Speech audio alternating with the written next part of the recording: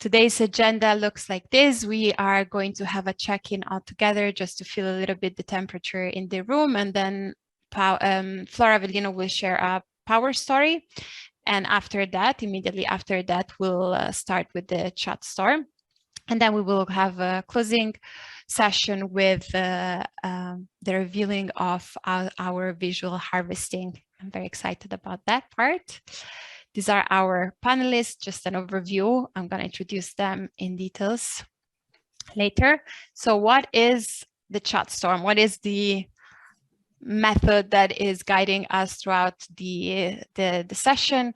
You will be able to type in the chat, just not yet, but later when we say so, your burning questions on power and transitions.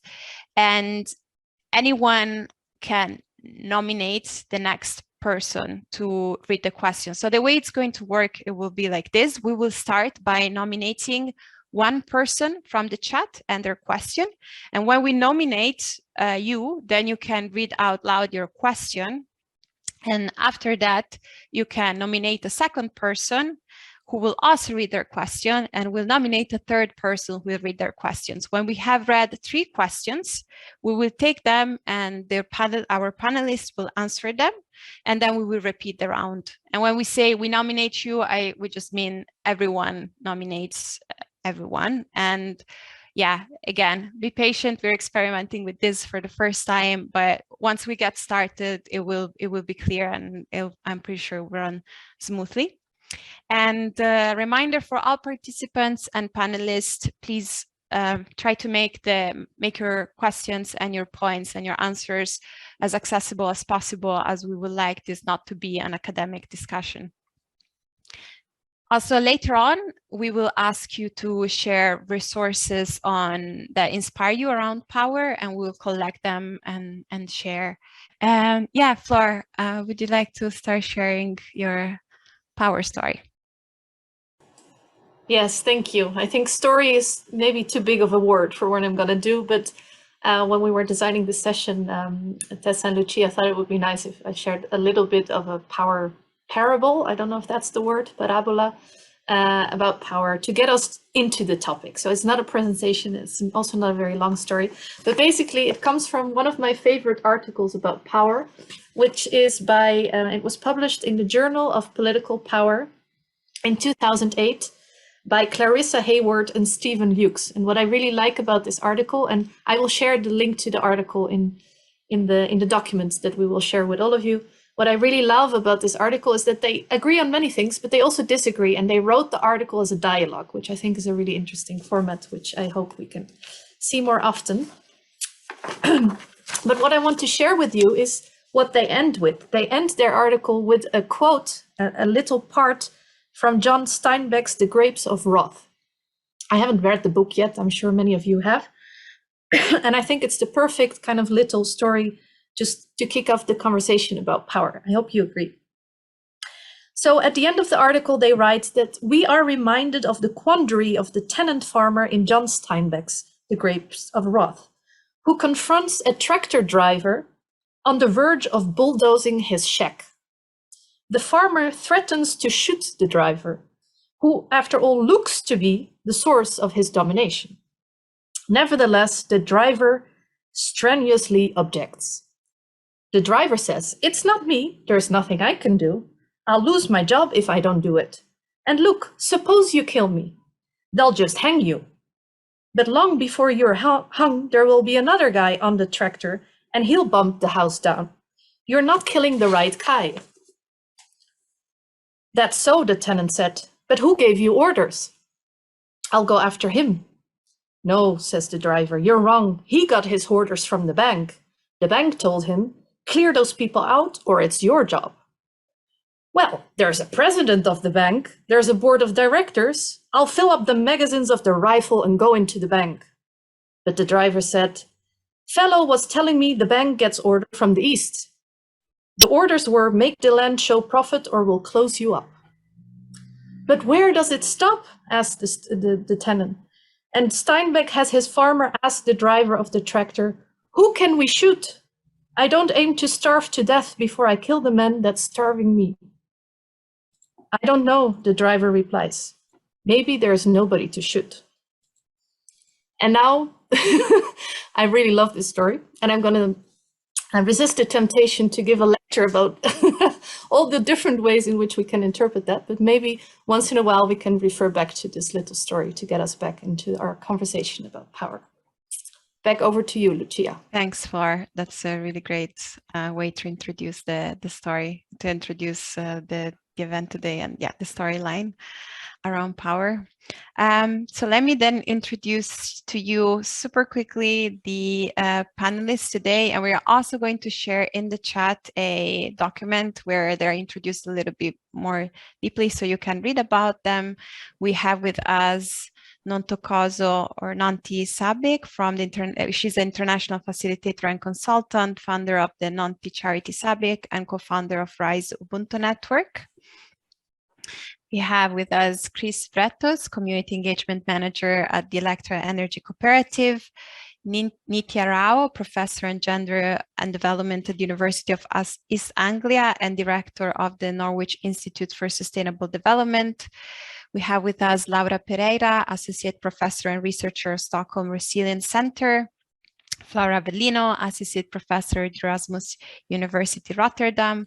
We have with us Rolly Walsh, who works at the European Climate Foundation, where she's supporting organizations working on renewable energy ownership. And we also introducing to you Adrian Smith, Professor of Technology and Society, University of Sussex, who unfortunately was not able to join us today because of an ongoing strike at his university. And he asked us to read a little statement as to why he's not showing up today. And since we support the cause, we actually thought, yes, let's do it. And Flor is going to read it to you. Yeah, thanks again. There I am again. And also, as you can see, all the panelists had a little quote that they submitted, and you find the quote of all the panelists in this flyer. So if you go to the chat, there is this link to the flyer where all the panelists are introduced. So all the information that was just shared is there, as well as their quote. So if we want to avoid that each panelist introduces themselves through a talk. So this was our alternative. So have a look at the flyer and see, have a look at the quotes and see if that raises something for you. But Adrian, who really wanted to be here, couldn't be here. And he asked me to adapt his statement afterwards and to actually, he made a very elaborate statement on why he couldn't be here. I'm not going to read the whole statement because that would be too long, but I'm going to pick out a few things to share with you. And his statement, or parts of his statement, go as follows.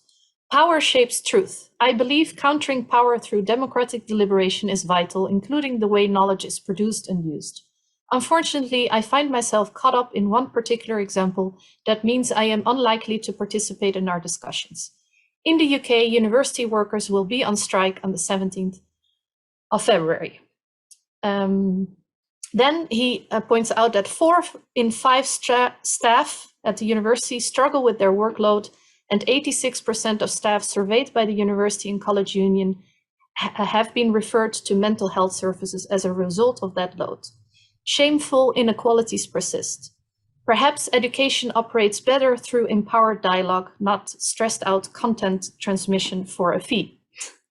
And then he also goes on to emphasize that universities are not the only place where knowledge for sustainability is produced, because indeed the significant action is typically elsewhere, involving people in more precarious circumstances than academics.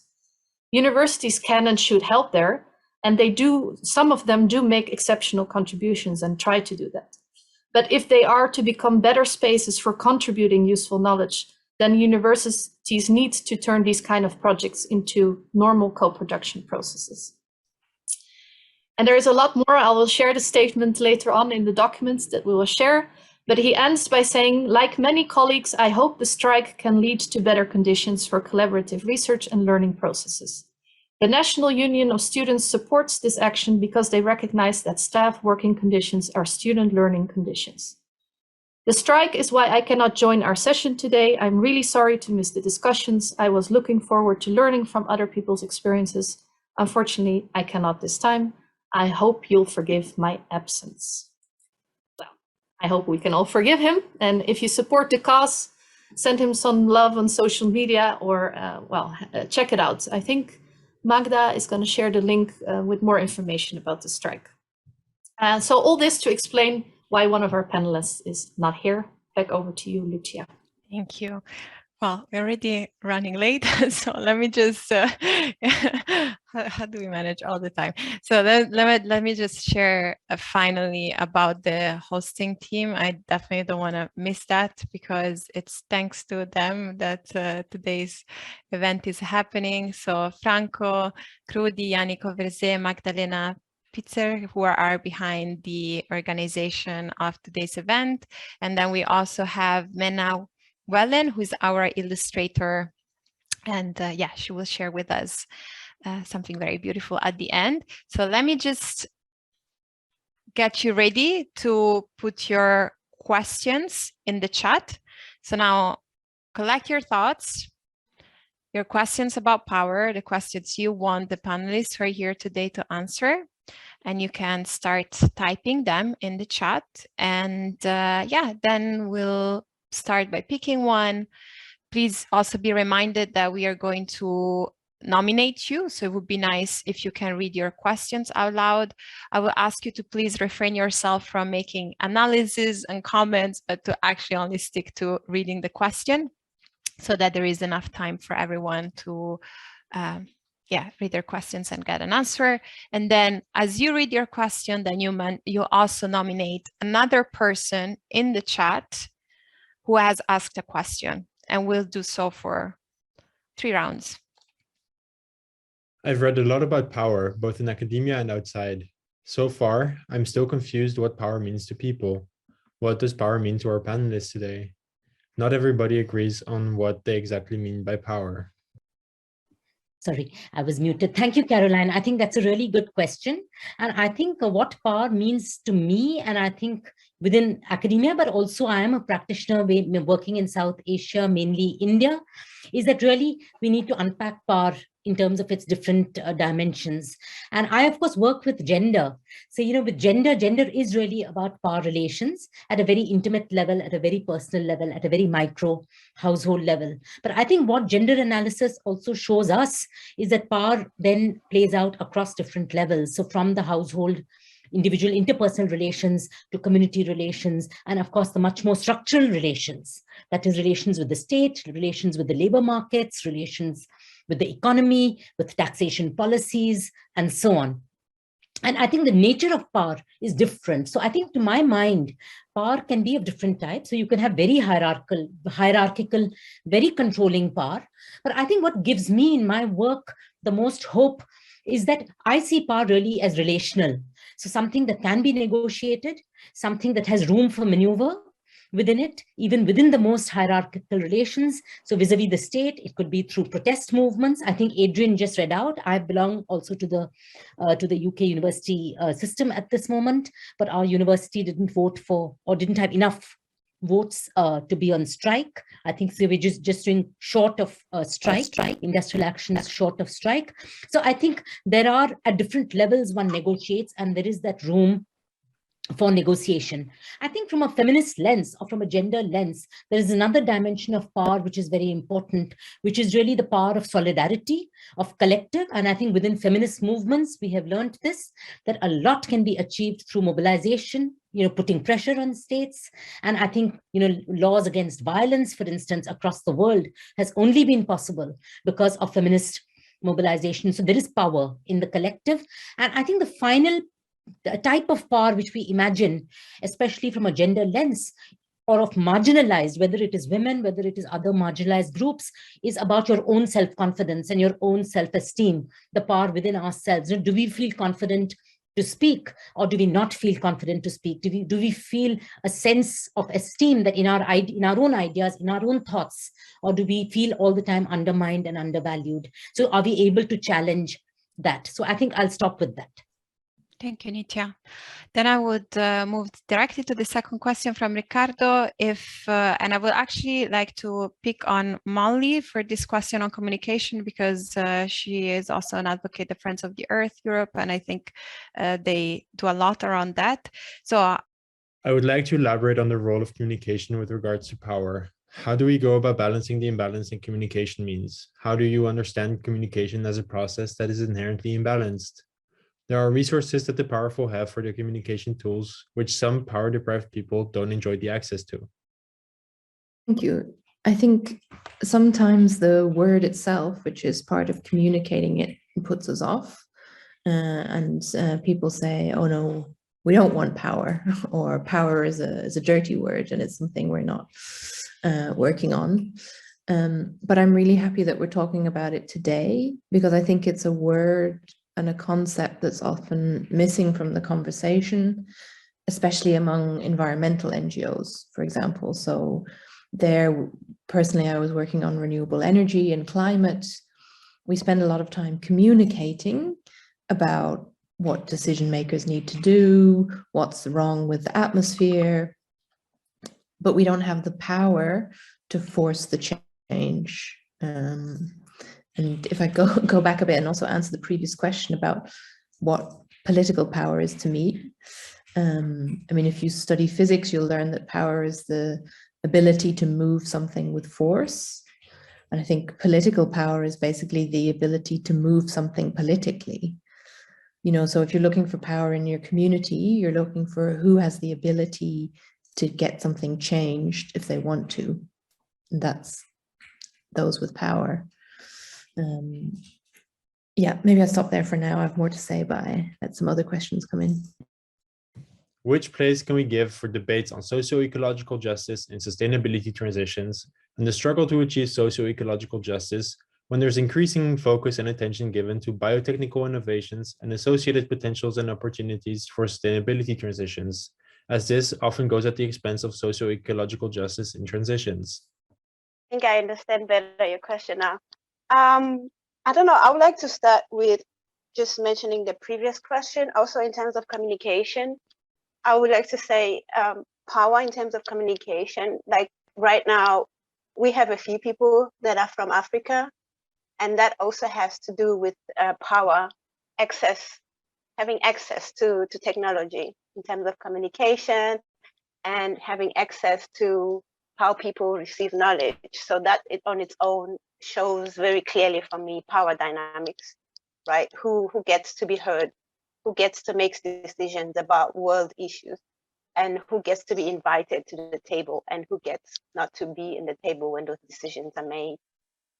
So I think then that connects to maybe what you are asking, Gime, is that how do we, where do people meet, and how do they meet when we are doing our best, because everybody thinks they're doing their best, into finding solutions into what we're facing, climate change. I think it's a matter of access, right? Who has the power? Who has access to what spaces? And for me, it then goes beyond to who has access, who gets invited, is when marginalized people do get invited, or indigenous knowledge systems that do exist. We know that people from the global south have been experiencing the collapse for many, many years, and have technologies that they can contribute into what's happening right now in the world. However, how do people get invited? And when we do get invited into the spaces, do their voices get heard? You know? So it's a very complex, like I was listening to the story that Flo was talking about. Who do you shoot, right? Who has the responsibility of making sure that we do create these spaces, that we dismantle the structures that are creating the injustices? So while we are making these decisions, while we are holding these spaces, we are still holding these spaces within the structures that were designed to actually create oppression. So how do we get out of the system? For me, this is a big question that I'm battling with. How do we get out of this system that are created? Because they are, it's not by mistake. It is designed to be this way, right? It is deliberately designed to be this way. So how do we get out of that system? So for me, it's a deep question that I'm still. However, as a people, as a community, we have a responsibility to do what we can to make sure we create those spaces. So my question would be, Gilme, how do you create those spaces? How do you make sure in your community you create spaces for those voices to be heard? Your power move. What was one moment when you unlearned a mentality that you take for granted? We have mentalities and thoughts we take for granted, and our greatest power move is to unlearn these. How do you go about unlearning them, and what example do you have? A little bit terrified by the power dynamics in this room to get allocated slightly terrifying questions. At least I can dodge Pat's really hectic one. Sure. Unlearning a mentality that I took for granted. There has been so much. I mean, I think I might want to talk on, you know, there've been moments of talking about the power of scientific discourse and geography, and sort of where knowledge comes from tends to sort of bring with it power dynamics, right? Of what is actually accepted, what is kind of, you know, taken for granted. And I think that something that I've sort of took for granted as someone as a natural scientist, right? Sort of having an ecology, zoology background, is that the positivist scientific method was sort of the way that you look at things, and that this is just how the world works. And, you know, this just surely this is what we were taught. And I think something that has taken my entire graduate, postdoc, etc. sort of process is to actually unlearn and make space for plural appreciations and understandings and ways of being and ways of understanding the world, and to then create spaces to actually acknowledge those ways of seeing, and try and provide a bit more of a pushback on these dominant discourses that we have. And we're surrounded by these narratives. We're surrounded by narratives of development means that we also need to emit carbon, or economic growth is the only way that you move forward, or that, like, actually no smallholder farmers are not going to be able to produce food for the continent of Africa, for example. And I think that, you know, where we can actually recognize our own power in these spaces is to actually sort of open up for the alternative, and to actually be able to flip the coin a bit. So that was a big learning, just very much within the academic space, that I think I've had to continuously force myself to unlearn, because we keep on defaulting back to a particular paradigm or way of seeing. And I think that that's an important reflection, both of the power of dominant paradigms, discourses, Western perspectives, colonial understandings, a lot of what Nontokozo was talking about and referencing, but also how we still have agency. We do have power in these spaces, in these conversations, to be able to push back on that and to open up for the more marginalized ways of seeing and knowledge systems that are out there. And I think that it's starting to get recognized. But yeah, that's been a little bit of my journey on that. How can we push or help local governments to become aware of power structures, to actively learn from them and make space for citizen initiatives?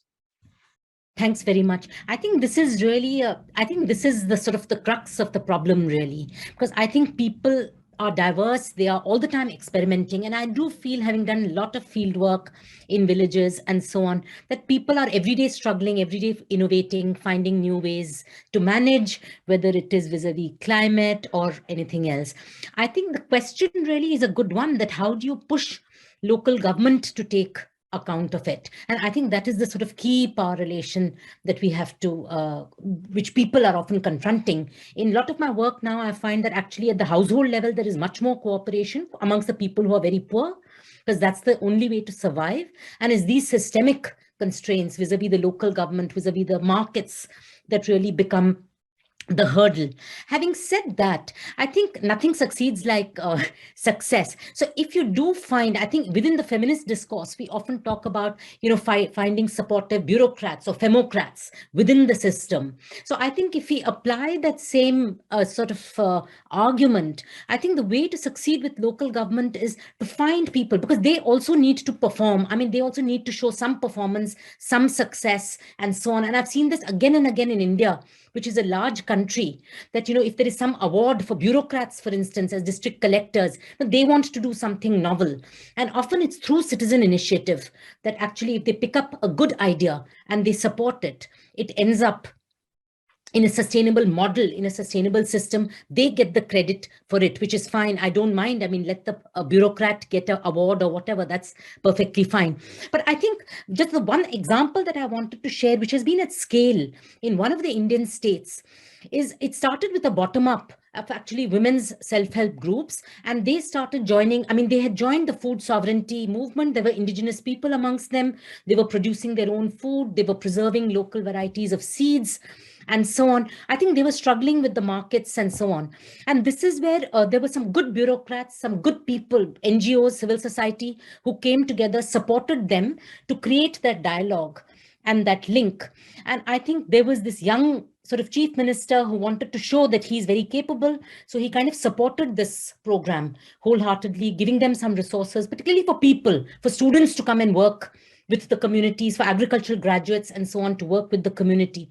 And that has been a real success, because these people, these women's groups, these local communities, it was what they were doing, what they were preserving, a diverse food basket. And now that has got scaled up to the state, a subnational level. And recently, the Prime Minister of India even announced on the 26th of January, which is India's Republic Day, that, this kind of program he wants to take across the country, and he's willing to support it. So I think we need both. We need some examples. We need some mediation. It can't happen on its own, because the power that we are confronting are huge. They are systemic. So I think we need a combination of strategies in order to actually move. I think it can be done. I mean, I have hope that if we collectivize, if we organize, if we use various strategies and tactics, we can indeed do it. And just my last point would actually be on the unlearning issue, which was also the third question. And I think, even our own biases, even as a woman or as a person who started educated from India, started working in rural areas, there was a big discourse when I started in the 80s and the 90s that, rural people are very backward. They don't know anything. Women are illiterate. Yes, they are non-literate, but I actually learned that we have to disengage literacy with knowledge, because they may be non-literate in terms of reading and writing, but they have a lot of knowledge. And I think that was a big sort of unlearning, and that changed my life and my journey as well, in terms of, all the time consulting with these rural women and learning from them and co-producing knowledge, bringing that voice, bringing that knowledge into my research or into my activism. So I just wanted to stop with that. Thank you, Lucia. Thank you, Nitya. So a lot of approval on that beautiful quote on the difference between illiteracy and owning knowledge. Chris, would you also like to say something about this question? Yeah, I think about the local government, Nitya covered it perfectly. I'll just head straight to the unlearning part. I would say unlearn knowledge itself. I think most of us here are already questioning sustainability because it's so co-optable and it's so, so like prone to greenwashing. I'm now beginning to question resilience, although I studied at the Stockholm Resilience Center. I'm even starting to question the word commoning. As Peruvian anthropologist Marisol de la Cadena has said, we need to uncommon. We need to resist the, let's say, homogenization of capitalism across cultures and contexts and geographies. So I think also speaking back to what Nontokozo and Laura said about what, kind of what is legitimate knowledge and what isn't, and just constantly reassessing things. So, we're taught that wind parks are good, and they are, because it's renewable energy. And I work with renewable energy communities like Molly here, but large-scale industrial wind parks that are built in Natura protected areas are not good. We're thought that, you know, vegan is good, and it is good in general, and I encourage everyone here to be one, but it's not good if it's monoculture, soya patties flown from California to Greece, you know, and deep frozen in a supermarket. So I think it's unlearning is a constant process. It's constantly challenging and actually assessing what are the structures and the power dynamics under even the best looking, phenomenically looking intentions. What is the most important thing to unlearn related to power dynamics so that we can make space to learn new things? So I'm sorry, I was enjoying that so much that I kind of forgot that I was also a panelist. Thanks a lot for that. So what is the most important thing to unlearn? The first thing that came up in my mind is black and white thinking. I'm not sure whether it's just about power, but I feel especially strong when it is about power. So also the story that I shared at the beginning is such a powerful story, and it's very tempting to say, yeah, indeed, there is nobody to shoot, you know, it's the structures and it's all unintentional.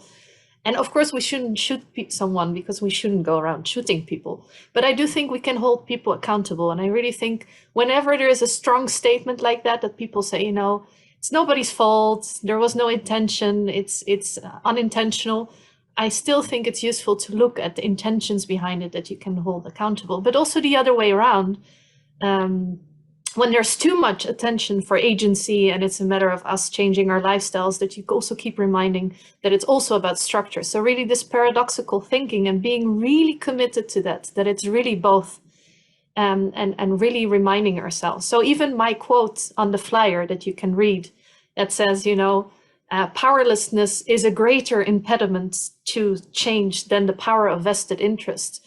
For a long time, I was really convinced of this, and I was very convinced also conceptually, power is about capacity. If you start defining power in terms of structures, then that's about powerlessness. And I was really convinced of that. And I actually already don't agree with my quote anymore, because the more you look, you also see that vested interests are obviously also an impediment to change. And it's really about both, and it's about navigating both. So I think this temptation to think about what is more important. I also work in social innovation, and so often people say it's not about technology, it's about social innovation. Obviously, it's about both, you know. So it sounds like such a cliche, but I encounter it so much, these kind of arguments. Like, forget about technology, we need social innovation. We need both, and we need both structure and agency. Organizations feel overwhelmed by inclusion, diversity, gender, intersectionality, etc. There is a sense of where to start in the process of engaging with power inside our organizations. I had a feeling that you're going to choose me for this topic. So I just want to say that even though this is the field that I work in, it shouldn't be always a person who looks like me and sounds like me that has to answer to that question. I think the dynamic, that on its own, that dynamic has to change. That we have to have people who are aware of their power to be able to speak to this and answer to this question, and not to always call to those who are marginalized to answer these questions. So before I go into that, I'm still stuck on the unlearning. As an indigenous person, for me, I feel like all our questions now are starting to like interconnect. There's an interconnection there.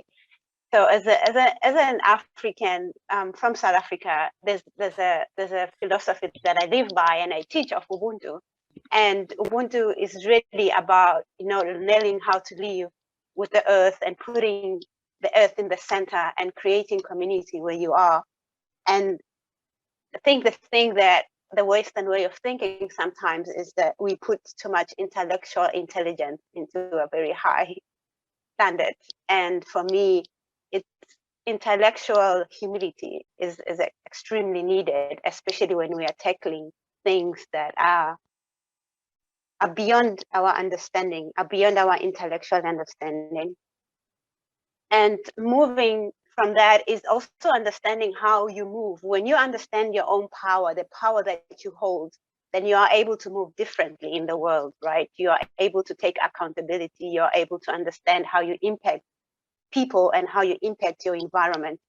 So it's really important for us to know each other, to know ourselves, to know what power do we hold and in what spaces and how do we use that power And this then connects to this big battle right now. Double signals. I'm smiling, but I'm not. This really, it's a huge battle in our environmental organizations. The question of intersectionality. For me, I really don't even understand why is it so difficult? Why should it be so? It shouldn't be so confusing. It shouldn't be so difficult. The reason it's so difficult is because people, I feel like power and fear are two dynamics that work together. So when those who are used to having power, when those who don't even know that they hold power because it's just granted to them, they've never had to do anything to have that power. When they feel threatened, you know, it's a matter of feeling threatened and feeling as if when you empower others, when you bring in diversity, equity, and inclusion, you're going to be taking away something from those who are already holding power. So I believe that understanding the dynamics of power, understanding the dynamics of privilege, understanding the power of white supremacy, capitalism, and colonial power, and knowing that all of these energies exist within our organizations, this will make this work for me, I believe, much easier. And also understanding that diversity, equity, and inclusion is not about disempowering or taking power. It's actually about sharing power. It's about, if you do it and you do it right, your organizations become even more successful. You create spaces of safety. You create spaces where genuine new ideas can emerge that can be solutions to the problems that we're having today. So if people understood their own power and the power they hold, I feel like we shouldn't be having difficulties in impacting change within our organizations.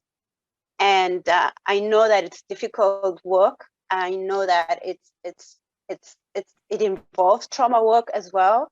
However, it's work that needs to be done, and we do have the tools and the capabilities to do this work.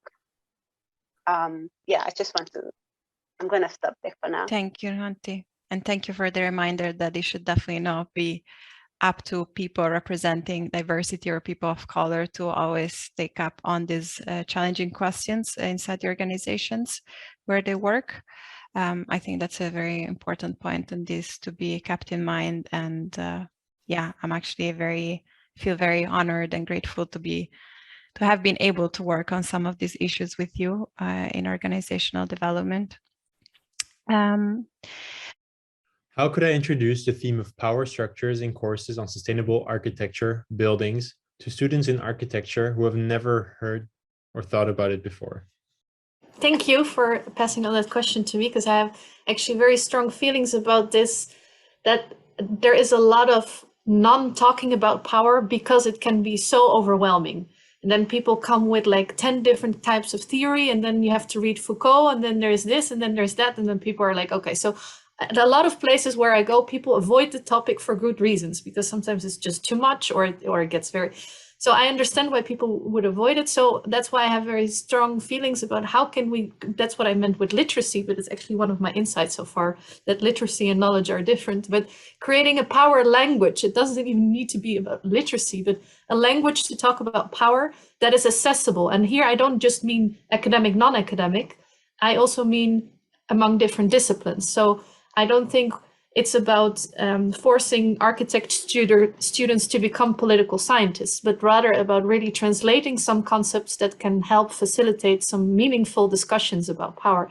And this is actually what Tessa de Geus, who can't be here today, and I really tried to do together with colleagues when we created this power guide to talk about power dynamics in the energy transitions, where we really try to create, how can you simplify some of the concepts so that it invites people to, and what kind of questions can you ask? And it's not that difficult, you know, you can ask very accessible questions to talk about power in whatever class, and you can introduce some of the concepts, but it needs to be kind of translated. But then the challenge is how to do that without losing its complexity. So I don't think we need to include all power theories, but we should avoid picking only one concept that really just looks at power as only agency or power as only structures. So that's the challenge that we have, is try to simplify, translate, make it accessible, but still keeping some of the complexity. So this is why we try to create this power guide, which I'm happy to share later, which tries to answer exactly this question by Penny. And it has like 8 exercises with questions and exercises to do with non-political scientists about power.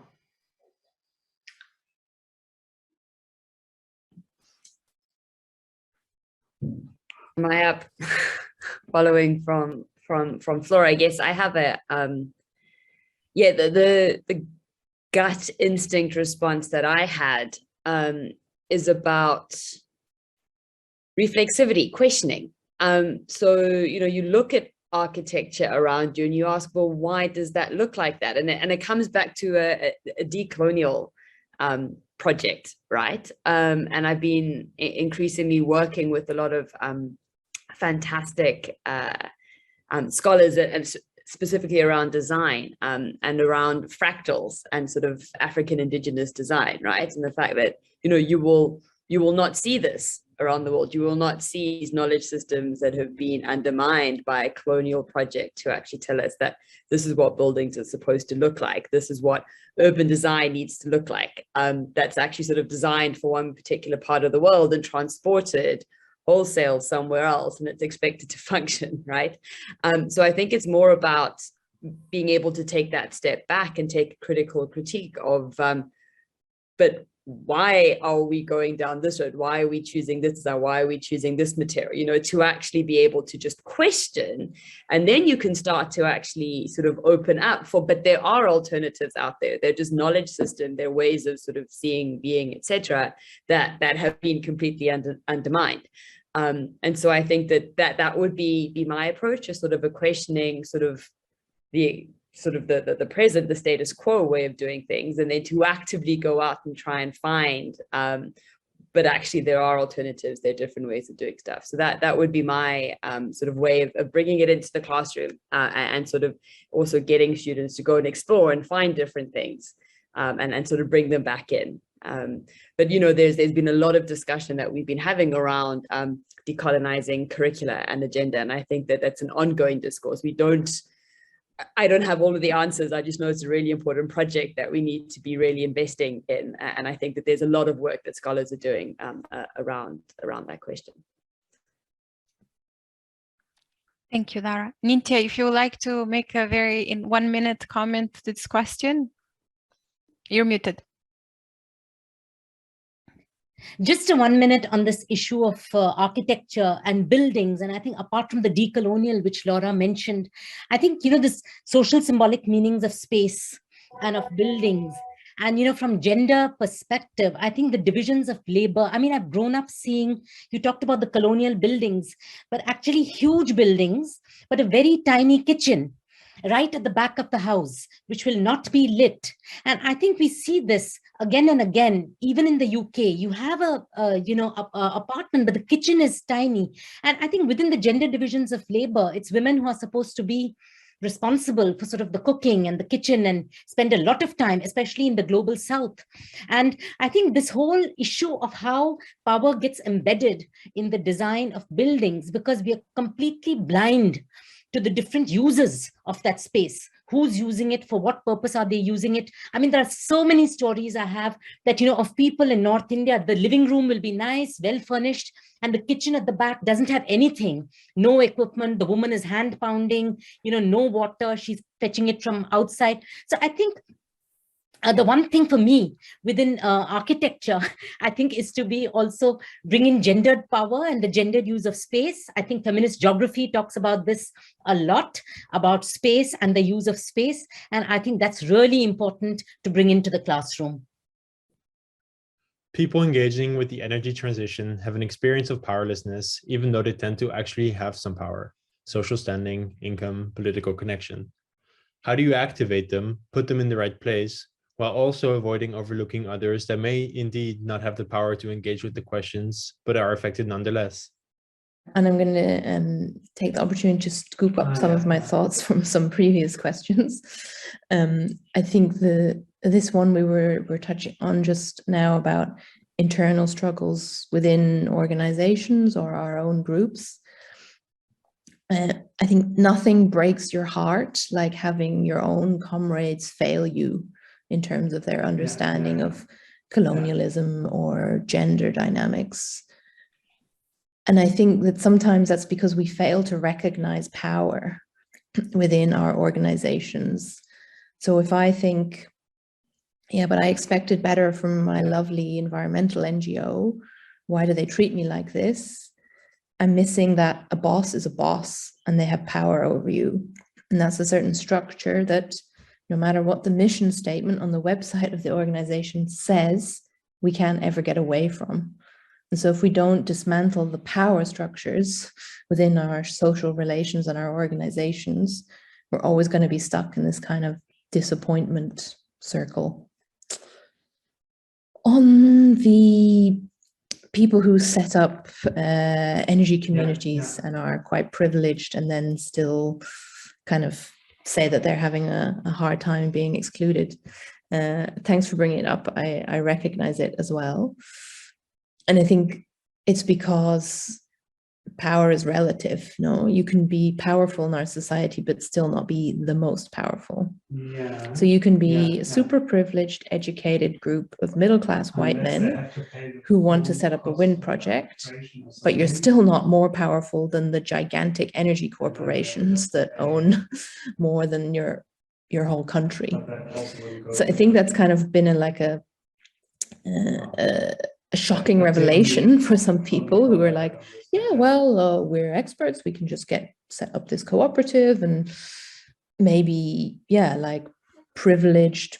I mean, the movement says it themselves, like there's really a lot of retired white men in the energy democracy movement.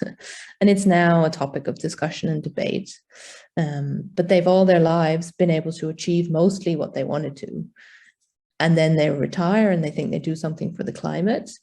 And so they go to set up an energy cooperative and find out, oh shit, E.ON owns the whole system and they're extremely politically powerful. I can't get what I want. And so it's the first time that they're really up against it in their privileged white male lives. I'm exaggerating a bit.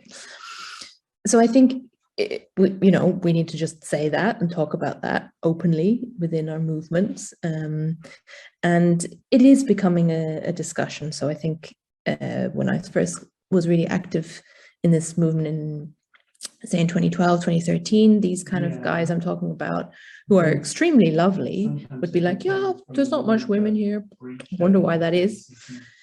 And now it's become something that's like, okay, well, it's your responsibility to address that. And like ResCop EU, who's the Association of European Cooperatives, they have they have a gender program now. And I think, slowly it comes and the realization is getting there. But I mean, I don't have all the answers. I'm also really interested to hear what Chris thinks or what others think. Molly. We are a bit tight on time, so Chris, if you could try to give a concise answer, and then I would like to move to Mena and see where she's at with her graphic harvesting.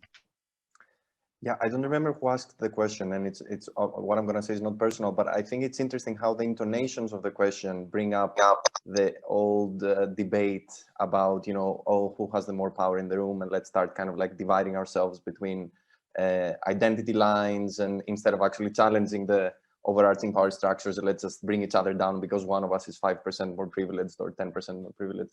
And there is a dose of truth in it, and as a white privileged man, I can say that indeed energy communities, at least in Greece, have this profile of middle-class educated people.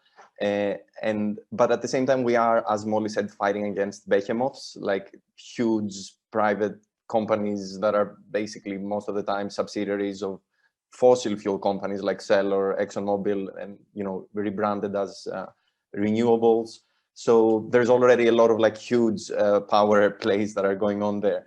But again, as Molly said, and within my energy community as well, we've signed up to the ResCoop Gender Just Power Working Group ambition statement, which talks about some action points that energy communities across Europe can take to make their communities as well as the broader energy system more gender just. So I will send this in the chat now, because I think it opens a lot of interesting discussions as well. Thank you, Chris. I can just add just a little bit of that, is that even though, yes, we are fighting against this big system and corporations, if we can find it right, if we can find ways to do it right in our small organizations, then for me is the power of the people, you know, the power of the people. We cannot underestimate that. So let's start where we can. Let's do it in our organizations.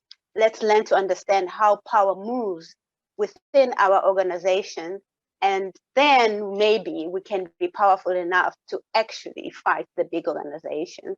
I wanted to say that, but what we're doing is mostly we are continuing to reproduce the same dynamics we are fighting to change. And for me, this is the main issue. When we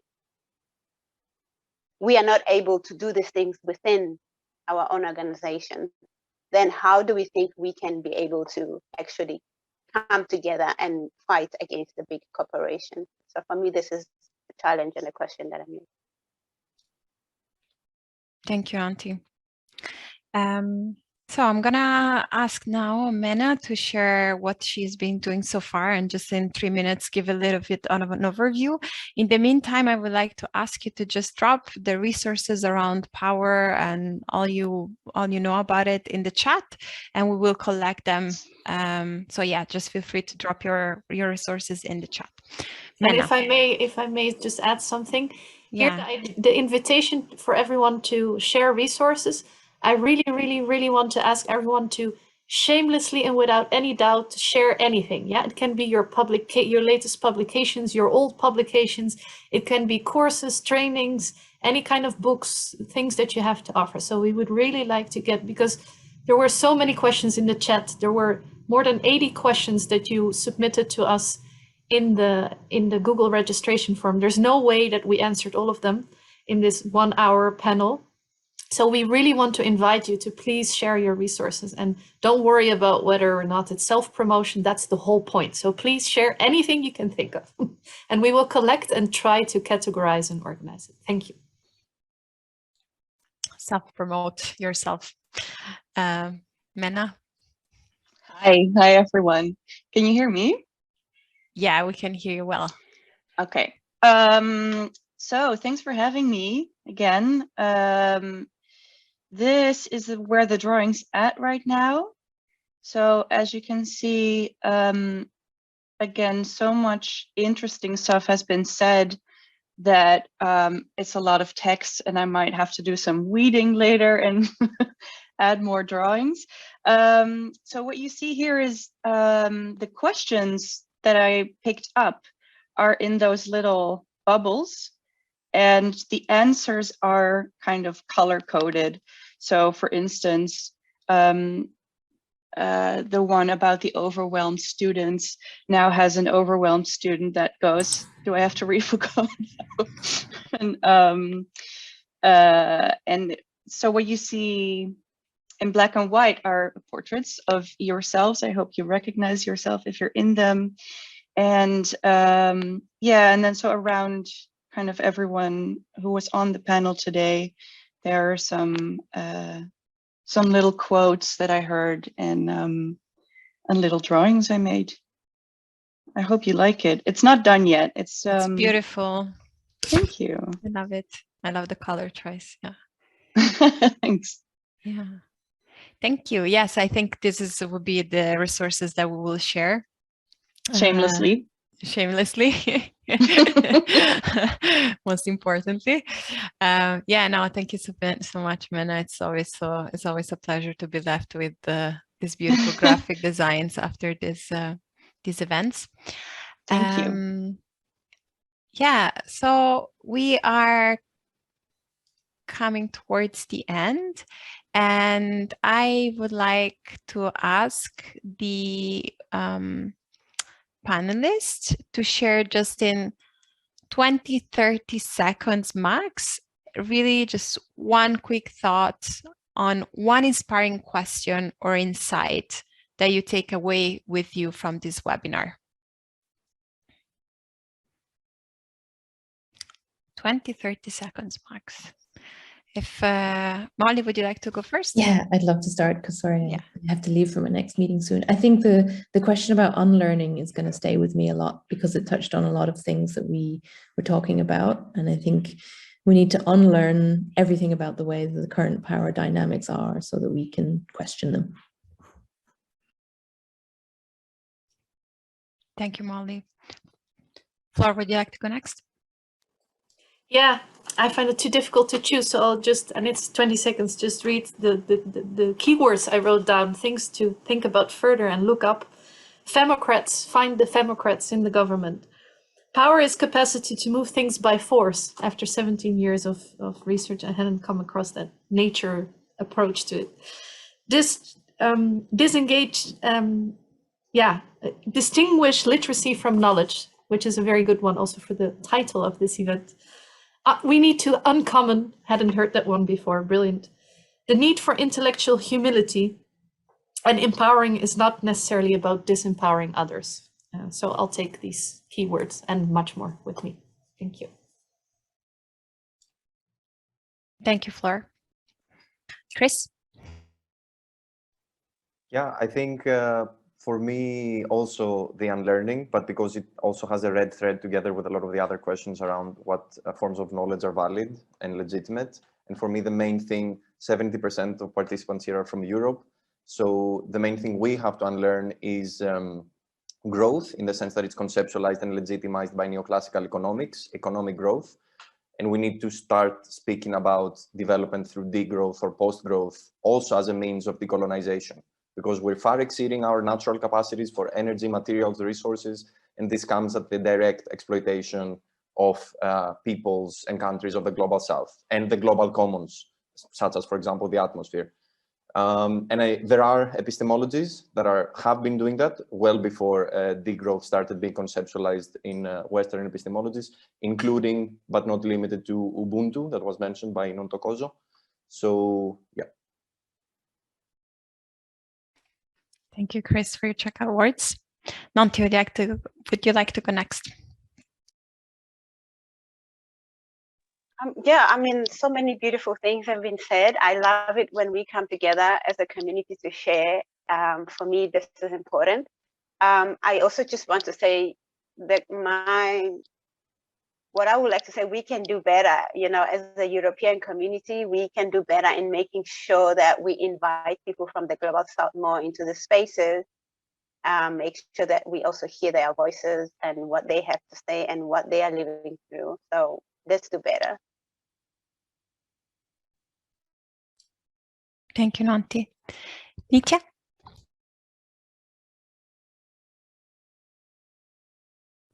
Sorry, there were, I think, several things. The unlearning theme really came to me because along with unlearning, I think is also respect for others, respect for diversity, respect for other perspectives, respect for, you know, perspectives not one's own. So I think, and the need for engagement, I think is the second thing that came very important to me, the need to keep going and keep engaging and not really giving up in terms of addressing power relations. The only other thing that came to mind was justice. I think we didn't speak that much about it, but the issue of justice, of representation, of redistribution of resources, but also of recognizing people and recognizing the validity of different knowledges. I think this was very important to me. Thank you, Nitya. Laura? Yeah, I mean, it's amazing that we have all these different diverse stories, backgrounds, histories, but can still land in a shared learning space. So I think that was sort of really important for me. I think yeah, just building on that, it's about, okay, so what is the action that I take now, right? How do I take my power? How do I take my privilege and my agency to actually open up and shift the spaces that we know need to be changed, right? So it's about having these conversations now, but it's also about being able to bring different voices in and to recognize when we have agency and when we have power that we can do can do better. I sort of echoing a lot of what Montecosa was saying. So for me, it's about also seeing how power can be used to disrupt conventional power dynamics, right? And sort of where we can be the pushback, and that is not always, there's this sort of bad, dirty, horrible word out there if it's used for actual disruption and reconfiguring the structures that Flo was also mentioning. So for me, that's the big sticking point. Hopefully that we'll be able to action going forward. Thank you, Laura. Thank you so much. Yes, I heard this common thread coming back about unlearning for sure, which is a word that I love, but also especially about not just kind of pointing the fingers at power structures, but very much looking inside our own communities, because powers exist on different levels. So I think this concept of also looking inside our own organizations, our own communities, families, friend groups, whatever that is, I think that's something that somewhat also feels tangible, and it's something that we can all start from, right?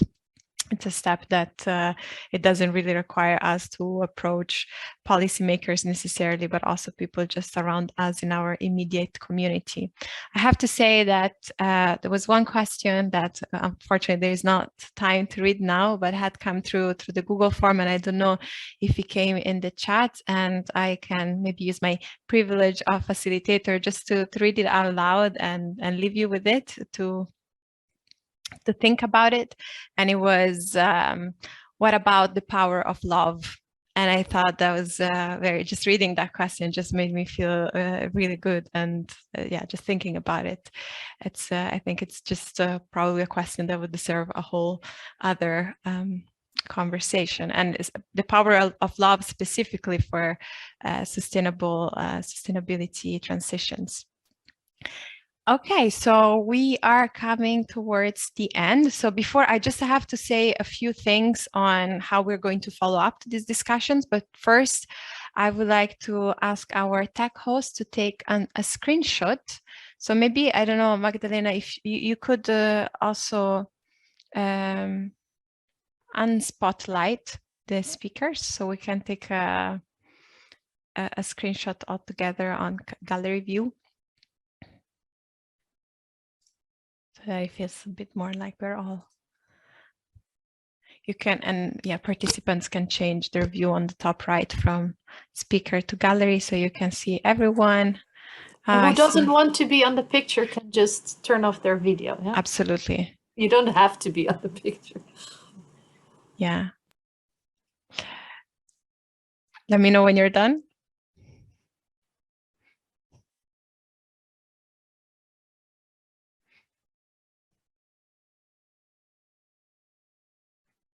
Okay, I think it's done. Cool. Thank you. Then just, few things. Please, I hope you have been promoting yourself and shared your resources in the chat. We will send a follow-up email with all the resources collected together. We will also share the visual harvesting, and also there will be a short blog which summarizes the events and includes the recording of the event with the highlights. So participants will not appear in the video. It's only for panelists who have appeared, who have given their consent to being recorded. And I would like just to spend another few words on thanking Tessa, who unfortunately couldn't make it here because she's sick, who organized the event, and she came up with this idea of having this Chatstorm methodology, which I am really happy. We just had to get a bit the gist of it, but then in the end, I think it went really well, and I hope we can, just improve ourselves and experience the method again. And I would like to thank the full Drift team, so Flor, Magdalena, Yannick, Franco, and Mena, who did an amazing job in organizing the event, and then of course the panelists. Laura, Molly, Nanti, Chris, and Nintya, and Flor also for sharing such incredible, insightful insights on power. Thank you so much, and to all of you who have joined us today. It's really great to see so many of you showing up.